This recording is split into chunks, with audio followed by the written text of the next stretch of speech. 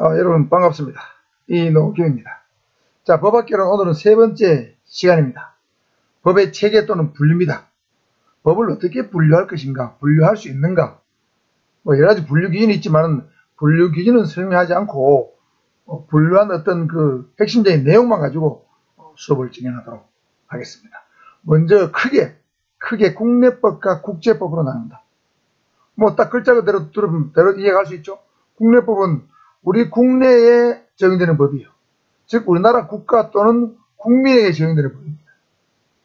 한 국가의 주권이 미치는 범위 내에서 국가와 국민을 규율한 법, 보통 여러분이 만나는 법은 다 국내법이죠.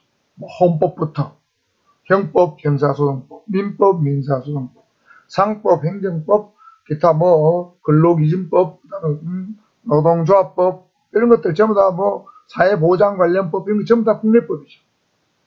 오늘 쉬운데 국제법은 국제공법이라 부르기도 하는데 그냥 줄여서 국제법이라 부릅니다. 국제법은 국가 상호간에 적용되는 법 또는 국제조직 등에 관해서 규율하고 있는 그런 법입니다.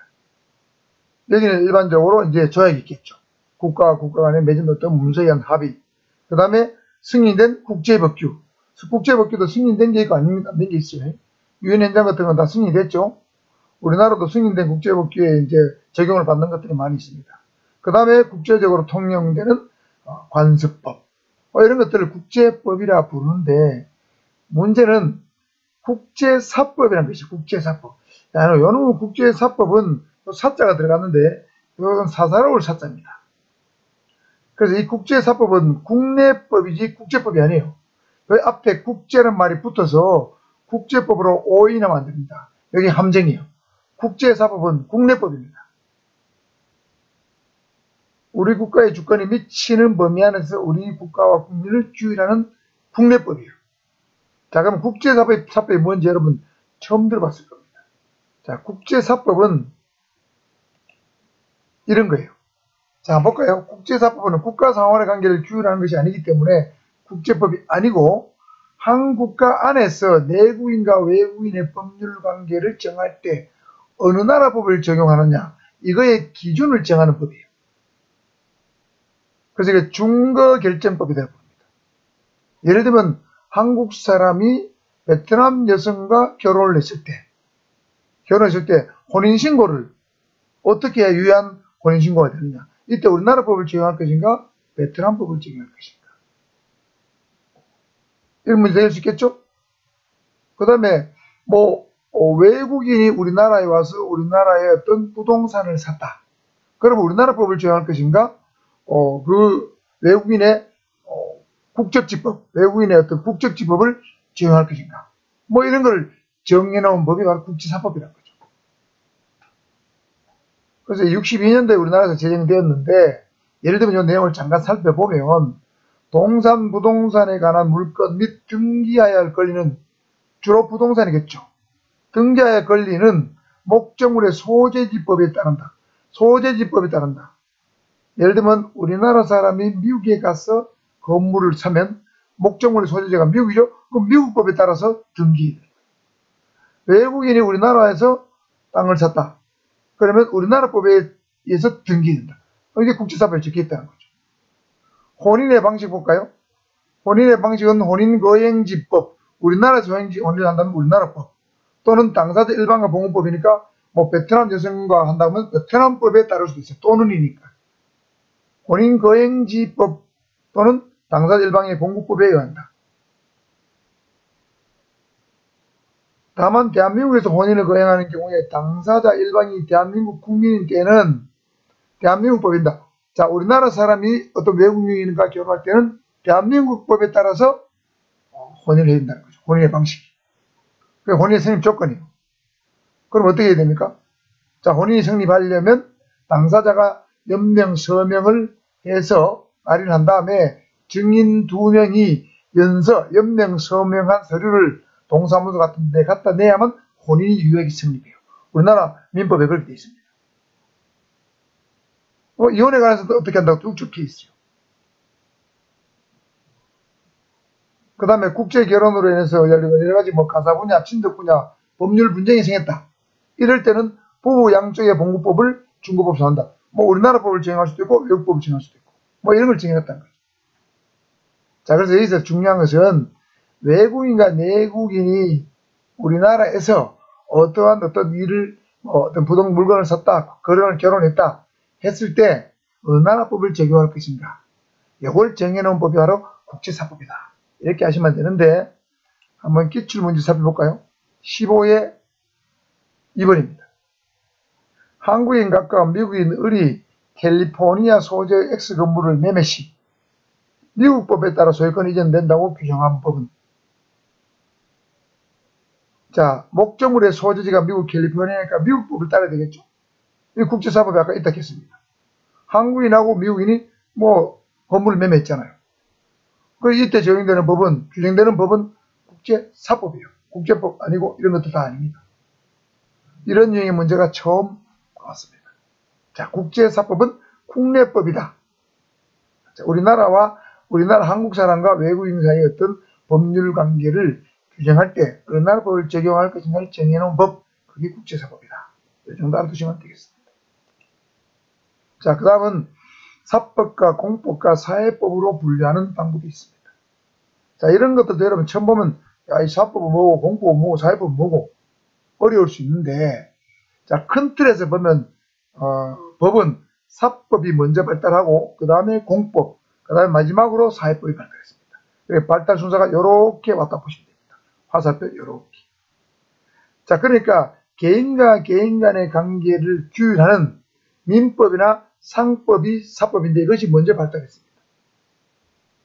그러다가 국가와 개인 또는 자치단체와 개인 간의 관계를 규율하는 법이 공법인데 그러한 법들이 발달하게 됩니다. 예를 들면 헌법, 행정법, 그 다음에 형법, 형사소송법, 민사소송법, 행정소송법, 이런 것들이 발달하게 되죠. 그러니까 이 국가라는 개념이 생기기 전에는 민법과 상법 같은 사법밖에 없죠. 그러다 국가라는 개념이나 자치단체, 지방자치가 발달하면서 공법이라는 개념이 생겨나게 된 겁니다. 그러니까 예를 들면, 자, 공법을 볼까요? 예를 들면 형법을 살펴볼까요? 형법이나 형사소송법을 살펴보면, 갑이 을의 물건을 훔쳤다고 했을 때, 아주 옛날에 고조선 시대에는 말이죠, 어떤 법으로, 어떤 정해져 있었지만은, 우리 형법에 보면, 예를 들면 사람을 살해했다 했을 때, 그 살해당한 가족이 그 가해자, 범인을 같이 돌로 쳐 죽인다. 그건 있을 수 없는 일이죠. 그러니까 범죄자를 처벌하는 것은 국가가 하는 일이에요. 그 처벌 규정은 형법에 뒀지만 그 처벌의 절차는 형사소송법에 뒀는데 개인이 처벌할 수가 없고 국가가 처벌해야 된다. 그러니까 형법이나 형사소송법은 공법입니다. 국가와 개인 간의 관계를 규율하는 겁니다. 아시겠죠? 자, 그러면 내가 누구한테 돈을 빌려줬다. 그러면 민법이 적용됩니다. 그런데 그 돈을 빌려줬는데 돈을 안 갚을 때는 돈을 돌려받으려면 법원에 재판을 걸어야 되죠. 민사소송을 걸어서 재판장이 판사가 돈 갚아줘라 판결을 하면 그때부터 돈을 강제로 받을 수 있죠. 그러니까 민사소송법은 민사란 말이 붙었지만 사실은 국가가 어떤 개인의 사생활에 개입해서 네 돈을 갚아. 안 갚으면 너 재산 강제 압류할 거야. 이렇게 하는 것이 민사소송법이에요. 그러니까 이거는 공법입니다. 자, 여기 중요한 거 헌법, 행정법, 형법, 형사소송법, 행정소송법 다 공법인데 요 민사란 말이 붙었는데도 불구하고 민사소송법은 공법이에요. 자, 중요한 거 민법은 사법이나 민사소송법은 공법이다. 요거 헷갈리기 쉽습니다. 자, 정리하면 모든 소송법은 공법이다. 당연히 민사소송법도 공법입니다. 왜? 소송이라는 것은 국가가 개입해서 법원을 통해서 하는 것이죠. 그러니까 이거는 공법입니다. 자, 그 다음에 사회법은 자본주의가 발달하면서 발생하는 강자와 약자, 부자와 가난한 자의 어떤 차별을 어느 정도 완화시키기 위해서 만든 법입니다. 그래서 공법과 사법의 중간 영역에 있다 해서 제3의 법이라고 더 불우한 독일 법학자는 말한 바가 있습니다. 제3의 법이라고 부릅니다.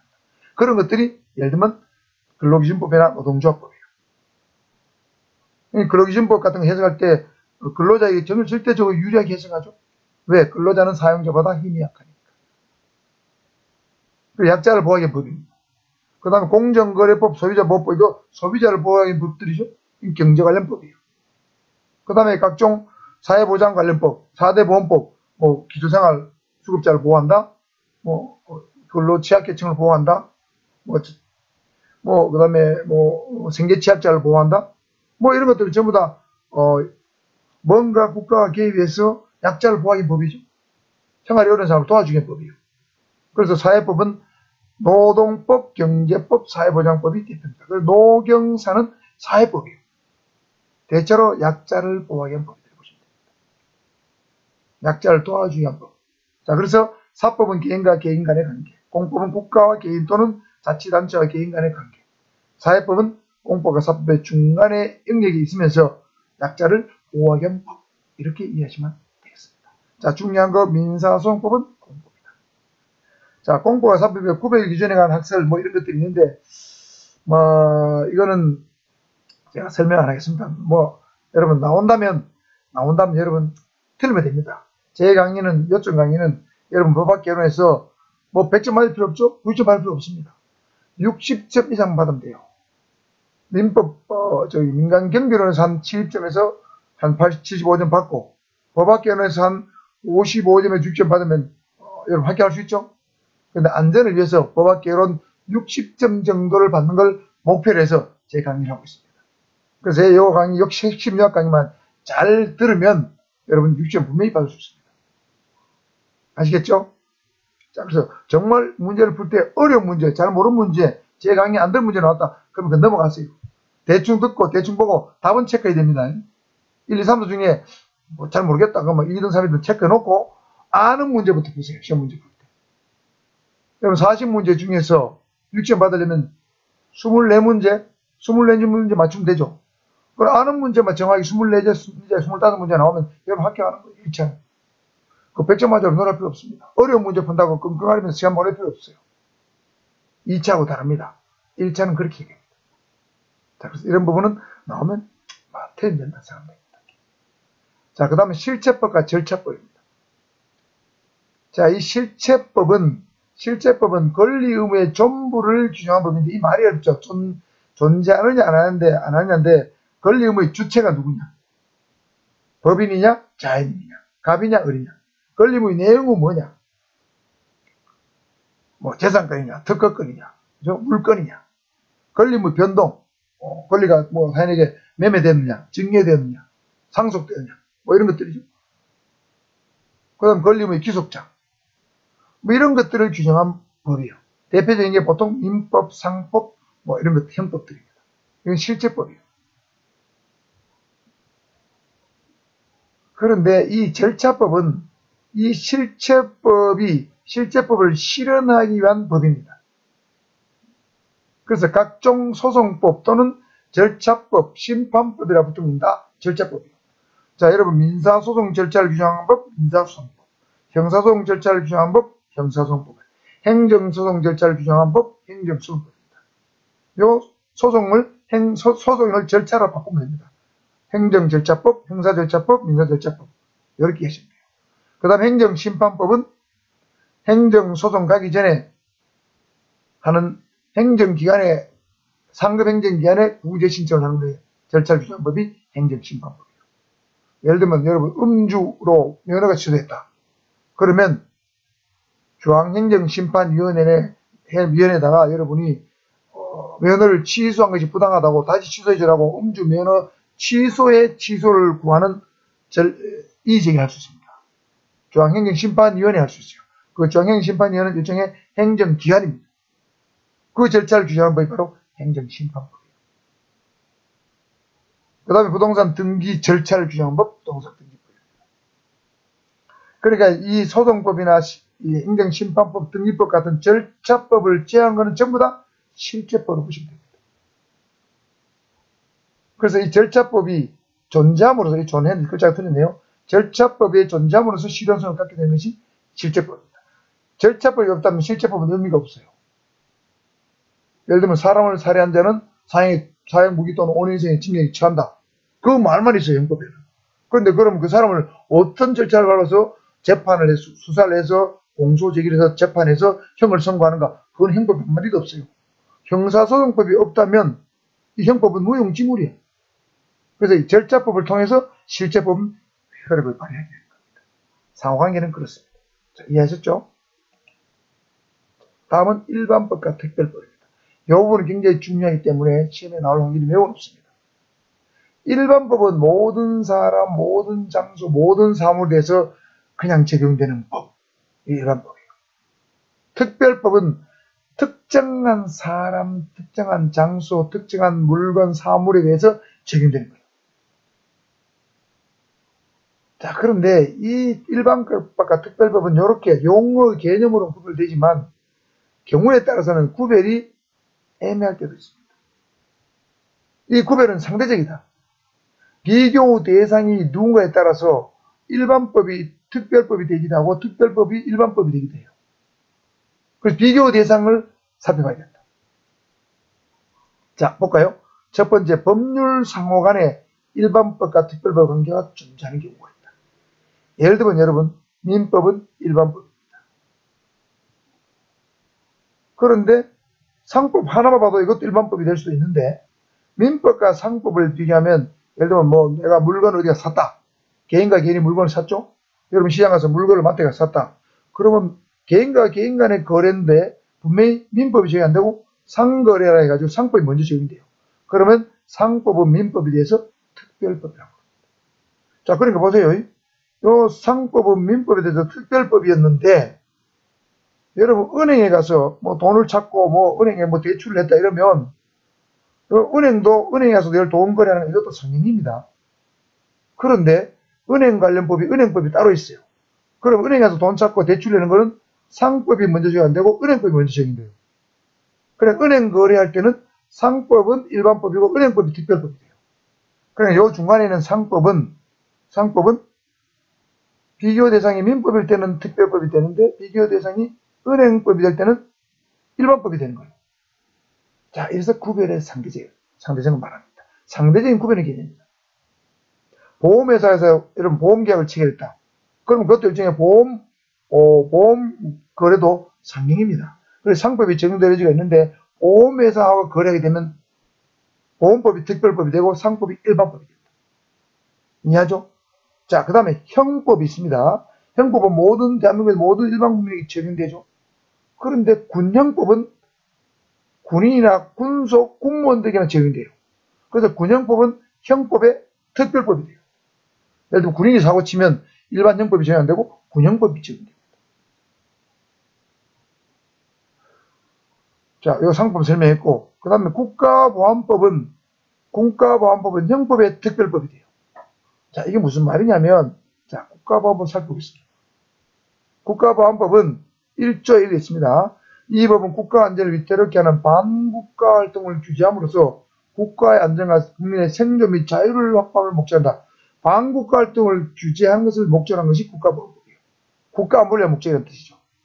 그래서 우리 형법 98조에는 예를 들면 반국가단체, 즉 북한을 위해서 만일에 간첩 행위를 했다면 사형무기 또는 7년 이상의 징역이 차도록 형법 규정이 있습니다. 그런데 북한을 위해서 어떤 간첩 행위를 했을 때는 국가보안법 4조에는 사형 또는 무기징역이 처한다고 해서 형법보다 더 중하게 처벌해요. 그럼 A라는 사람이 북한을 위해서 간첩 행위를 했다면 형법이 적용되지 않고 국가보안법이 더 먼저 적용됩니다. 그러니까 국가보안법은 형법의 특별법이다. 특별법이 일반법에 우선 적용된다. 특별법 우선의 원칙이 적용됩니다. 그래서 무기징역 이상의 형에 처할 수 있죠. 그래서 여기 얼마 전에 뉴스 나왔죠? 스텔스기 도입을 반대했던 충청도의 사회활동가 4명을 국가보안법 위반으로 국정원하고 경찰서 충북경찰청 안보수사국에서 구속을 했는데 이 적용된 법이 간첩행위인데 국보법이에요. 형법을 적용하지 않고 국가보안법을 적용하는 것은 바로 국가보안법이 형법의 특별법이 됩니다. 자, 그 다음 요거 과거에 시험에 나온 적 있습니다. 서울특별시 행정특례에 관한 법률은 지방자치법의 특별법이다. 여러분 지방자치에 관한 일반법, 지방자치제도에 대해서는 지방자치법 규정이 있습니다. 뭐 광역자치단체, 기초자치단체, 그다음에 시군구, 읍면동 이런 건 다 거기 나옵니다. 그런데 두 가지 이것도 법률이죠. 서울특별시 행정특례에 관한 법률도 법률이고 지방자치법도 법률인데 똑같은 법률이지만 서울특별시 행정특례에 관한 법률은 서울특별시에 특별히 적용되는 법이에요. 그래서 지방자치법보다 더 우선 적용되기 때문에 요 법의 특별법입니다. 그 당시도 이런 시험 문제가 사실 처음 나왔습니다. 자, 그래서 법률 상호간에도 비교 상대에 따라서 일반법이 특별법이 되기도 하고 특별법이 일반법이 되기도 한다. 이렇게 이해하셔야 되고, 두 번째, 동일법률 또는 단일법률 규정 상호간에도 규정입니다. 상호간에도 일반법, 특별법 관계가 존재한다. 이게 도대체 무슨 뚱뚱한 지 같은 소리냐? 골 때리는 소리 하는 거 아니냐? 이게 뭔 소리냐? 자, 잘 보십시오. 형법 250조 2항과 250조 1항을 비교해놨습니다. 250조 2항은 존속살인죄 규정이고 요거는 일반살인죄, 보통살인죄 규정입니다. A가 B를 죽이게 되면 250조 1항 보통살인죄에서 살인죄를 정해서 사형무기 또는 5년 이상의 징역이 처하게 되어 있는데, 만일에 어떤 호로 자식이 자기 아버지를 만일에 죽였다고 하면 같은 살인행위임에 불구하고 존속살인이기 때문에 250조 1항이 적용되지 않고 가중처벌하는 250조 2항을 적용합니다.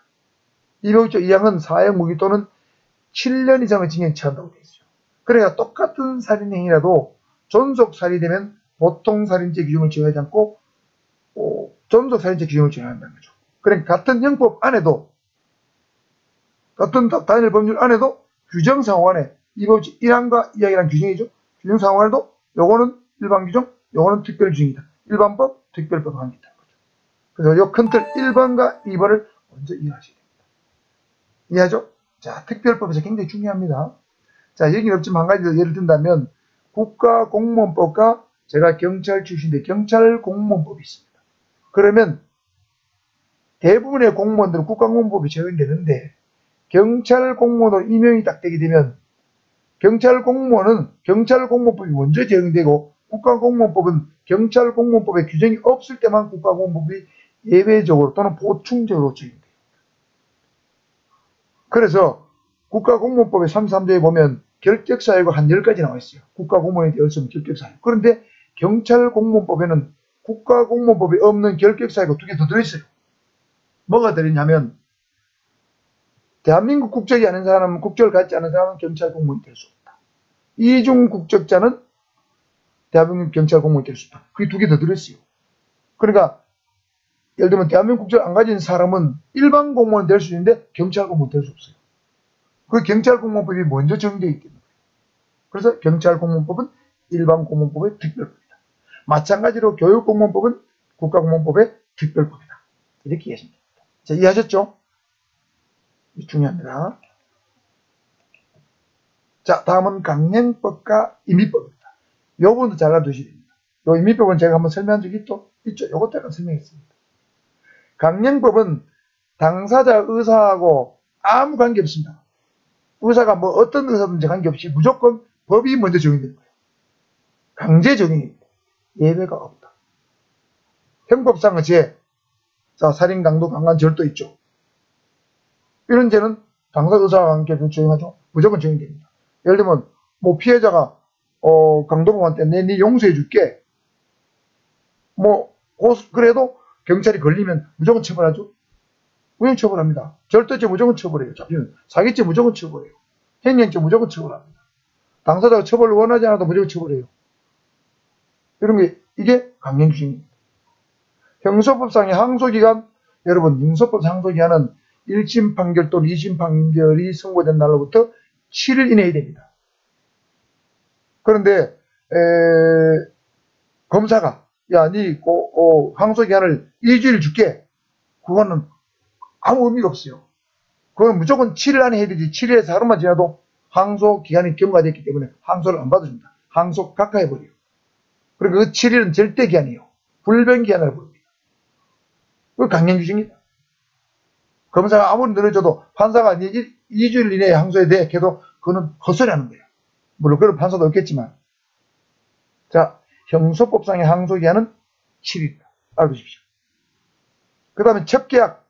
내가 설명했죠. 마누라가 당신 저기 첩들어도 줘서 했다. 그건 무효입니다. 반사회적 행위이기 때문에 선량한 풍속 해칭이 행위이기 때문에 무조건 무효예요. 그래서 이건 강행규정 위반이기 때문에 무조건 첩계약은 안 됩니다. 불법 원인 급여 이 말이 좀 어렵죠. 민법 746조에 있는데 원인행위가 불법인 원인행위를 근거로 해서 어떤 대가가 이루어진 거예요. 급여 뭔가를 줬다는 뜻입니다. 급여. 예를 들면 이런 거예요. 예를 들면 도박판에서 A, B, C, D가 도박을 하다가 A가 돈을 다 잃었어요. 그러니까 돈을 제일 많이 딴 D가 야, 내 돈 좀 빌려줄까? 그래서 도박판에서 돈을 1000만 원을 D가 A한테 빌려줬습니다. 그런데 A가 그 돈을 다 잃어mus어요. 그러니까 D가 A 보고 야, 내 아까 돈 빌려준 거 1000만 원 내라. 이럴 때 그 돈을 돌려받을 수 있느냐? 못 돌려받습니다. 왜?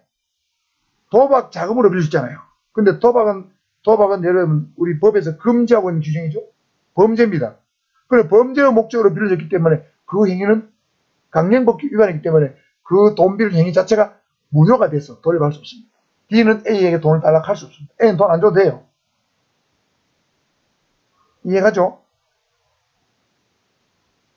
자, 그에 비해서 임의법규는 당사자 의사가 있으면 그 어떤 법규의 적용을 배제할 수 있는 규정 또는 규범을 임의법규라고 합니다. 많지는 않습니다만은. 자, 민법 309조 설명했죠. 전세권자의 유지수는 없는데 여러분 집 세 들어가면 세 든 사람이 일반적으로 집수리 한다고 309조에 적혀 있어요. 잔잔한 것들은 벽지가 좀 뜯어졌다. 예를 들면 벽지에 뭐 낙서가 됐다. 바닥이 약간 일났다. 이런 건 뭐 세 든 사람이 해야 되죠. 근데 보일러가 고장났다. 이런 보통은 집주인이 해줍니다. 그렇잖아요. 그런데 잔잔한 이 전구가 불이 안 들어온다. 그럼 세 든 사람이 고쳐야 되는 거예요. 그게 309조에 적힌 거예요. 그런데 내가 있잖아요. 부동산 계약서 쓰면서 전세 계약서 쓰면서 당신이 살다가 고장나는 거 집주인 내가 다 고쳐줄게. 그래 계약서 썼다면 그거는 무조건 그 계약서대로 해야 되는 거예요. 그래 이 309조는 법에 적혀 있지만 이거는 별로 의미가 없고 당사자 의사가 이 임의법규보다 우선 적용되는 거. 이때 309조를 임의법규라고 합니다. 당사자 의사 여부에 따라서 구분하는 거. 이게 강령법규와 임의법규다. 중요합니다. 다음은 자연법과 실정법입니다. 뭐 이건 크게 어렵지 않습니다. 자연법은 언제 어디서나 절대 불변의 원리로 적용되는 어떤 법칙, 절대 진리입니다. 보편타당한 법이 전 세계에서 어떤 민족과 사회, 국가를 초월해서 적용되는 법, 이 자연법이라고 합니다. 그에 비해서 실정법은 특정한 사회에 적용되는 법, 예를 들면 우리나라에 적용되는 법, 우리나라 실정법입니다. 우리나라 헌법, 행정법, 형법, 형사법 다 실정법이에요. 미국에 가면 미국의 실정법이 또 있겠죠. 영국에 가면 영국의 실정법이 다 있어요. 나라마다 실정법이 다릅니다. 그래 보편타당한 법이 아니죠. 자, 그래서 보편타당한 법은 자연법, 그 나라에만 적용되는 법은 실정법이다. 자, 마지막으로 고유법과 계수법입니다. 요 개념도 잘 알아두셔야 됩니다. 자, 우리나라에 있는 대부분의 법들은 계수법입니다. 계수법은 뭐냐면 외국의 법을 카피해왔다, 복제해왔다, 복사했다는 뜻입니다. 이어받았다, 물려받았다 이런 뜻입니다. 그래서 우리나라 법은 여러분 전통적으로 독일법이 굉장히 발달했어요. 그래서 일본 사람들이 독일에 가서 법을 보면서 독일법을 뺏겨오고 우리나라 사람은 일본에 가서 또 뺏겨옵니다. 대부분 우리나라 보면 그래요. 그래 이 법학 용어 중에서 일본식 용어가 많이 있습니다. 여러분 간주, 의제 이런 것도 의제라는 말도 일본식 표현입니다. 굉장히 어려운 용어잖아요. 그런 법을 계수법이라고 해요. 카피법 쉽게 말하면. 그래서 이 계수법인데 민법 같으면은 채권편과 물권편은 거의 다 계수법입니다. 그러니까 독일이나 일본법을 뺏겼다는 뜻입니다. 독일법이나 일본법의 내용하고 크게 다르지 않다는 뜻입니다. 채권, 물권편 나중에 민법에서 배울 겁니다.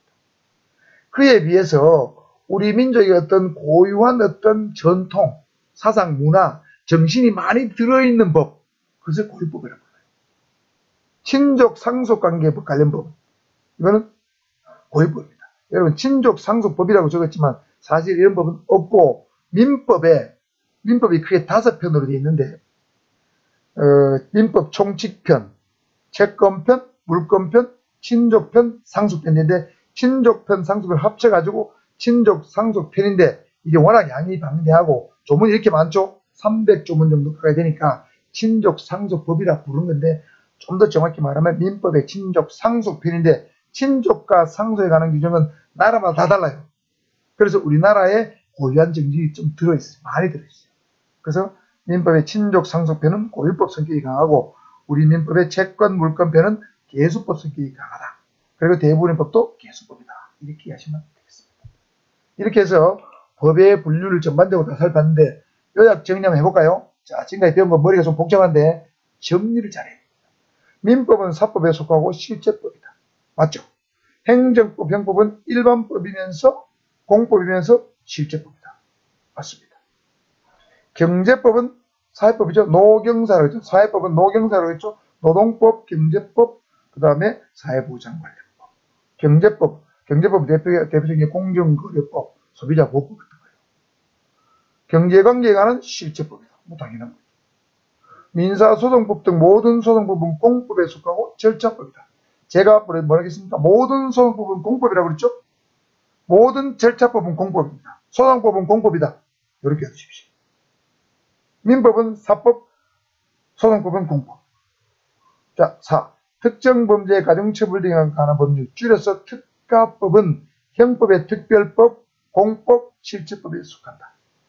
자, 특정 범죄 가중처벌에 관한 법률은 형법에 나온 범죄 중에서 특별히 가중처벌할 정도의 어떤 그런 행위에 대해서 적어놓은 법이에요. 예를 들면 형법에 뇌물죄가 있는데 뇌물 금액이 굉장히 5억이 넘으면 특정 범죄 가중처벌 법정이에요. 그러니까 뇌물 금액이 클 때는 형법을 적용하지 않고 특가법을 적용합니다. 그리고 형법의 특별법이 될 수 있죠. 그 다음에 실제법, 공법입니다. 국가가 특가법을 위반하게 되면 국가에서 어떤 처벌하죠. 그러니까 공법입니다. 당사자 의사를 고려할 것인가 여부를 표준화하는 법의 분류 방식은 아까 설명했죠. 강령법규와 임의법규, 강령법과 임의법규를 설명했습니다. 자, 기출문제 18회 3번. 얼마 지나지 않았습니다. 따끈따끈해요. 법의 체계에 관한 설명으로 옳지 않은 것은 국가 이하에 제정되는 법규범은 실정법에 해당된다. 맞죠? 우리나라 국가든 뭐 미국에는 관계없습니다. 관습법은 불문법이다. 맞죠? 불문법은 여러분 관판조라고 그랬죠? 관습법, 판례법, 조리. 관판조 3개 있다. 헌법, 행정법, 상법, 형사소송법 등은 공법에 속한다. 이거 틀린 게 하나 있네요. 잘나가다가 3,000보. 물 샜어요. 헌법, 행정법, 형사소송법은 공법인데 상법은 상거래니까 개인과 개인 간에 물건을 사고파는 거 이건 사법이에요. 민법과 상법은 사법입니다. 요거 3번 틀렸어요. 지방자치단체는 법령의 범위 안에서 자치에 관한 규정을 제정할 수 있다. 앞에 공부도 했고 문제도 풀었죠? 조례와 규칙과 교육규칙이죠. 정답은 3번이 되겠고요. 18회 4번 문제. 실체법과 절차법에 관한 설명으로 옳지 않은 것은 실체법은 권리 의무의 실체적인 상황을 규정한 법, 권리 의무의 전부를 규정한 법, 권리 의무의 주체와 내용과 기속자라든가 변경을 규정한 법이라고 바꾸었죠? 맞습니다. 행정심판법은 실체법, 이거 틀렸네요. 심판 절차입니다. 행정심판 요 뒤에 절차가 더 있다고 생각하면 돼요. 행정심판 절차법, 절차법이 틀렸습니다. 절차법은 권리 의무의 실현을 위한 수단과 방법을 규정한 법이다. 맞습니다. 자, 음주운전 면허 취소되면 제가 행정심판하라고 그랬죠? 중앙행정심판위원회. 그러니까 권리 의무 실현이니까 여러분 음주 면허 취소된 것을 면허 취소를 다시 취소시키는 것이 권리 의무의 실현이잖아요. 그 수단과 방법, 행정심판하거나 행정소송을 통해서 구제받을 수 있는 방법이다. 그리고 음주 면허에 관련된 것은 행정심판법과 행정절차법이 해당된다는 거죠. 여러분의 권리 의무 실현을 위한 수단을 규정한 법이 맞죠. 부동산 등기법은 절차법이다. 맞죠. 아까 설명했습니다.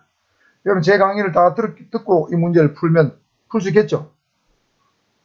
그렇게 해서 이번 시간에는 법의 분류 체계에 대해서 7가지 분류 방법이 있는데 굉장히 중요합니다. 제가 다시 이게 법학개론 일반 파트, 이론 파트를 제가 봤더니 4문제, 6문제 나오는 게 아니고 최근에는 보니까 8문제, 9문제가 나오고 있어요. 약 20% 내외가 이 법학개론 일반 파트에서, 이론 파트에서 나온다고. 8문제, 9문제니까 이 강의만 잘 들으면 여러분 적어도 6문제, 7문제는 맞출 수 있다는 거죠. 자, 제가 강의한 거는 100% 익혀야 됩니다. 그래야 여러분 60점, 65점 받을 수 있습니다. 자, 오늘 영상 여기서 마치고 구독과 좋아요는 유튜브를 만드는 저에게 굉장히 큰 힘이 되니까 많이 좀 눌러주시고 주변 사람들한테도 널리 홍보해 주기 바랍니다. 제가 댓글에 보니까 어떤 분이 교수님 강의 짱이에요, 최고입니다, 이렇게 올린 댓글도 봤는데 그런 댓글 보면 참 저도 힘이 많이 나고 영상을 더 열심히 만들어야 되겠다 이런 생각이 듭니다. 댓글도 저에게 큰 힘이 되니까 많은 댓글로 응원 좀 주시고 질문 있으면 또 질문 올려도 됩니다. 제가 바로바로 답을 못하더라도 하루 이틀 뒤에 또 보고 제가 답을 해 드릴 테니까 질문도 좀 많이 해주시고 또 댓글도 올려주시고 주변에 인스타그램이라든가 페이스북 통해서 제 영상 홍보도 좀 많이 해주시길 부탁드리면서 오늘 영상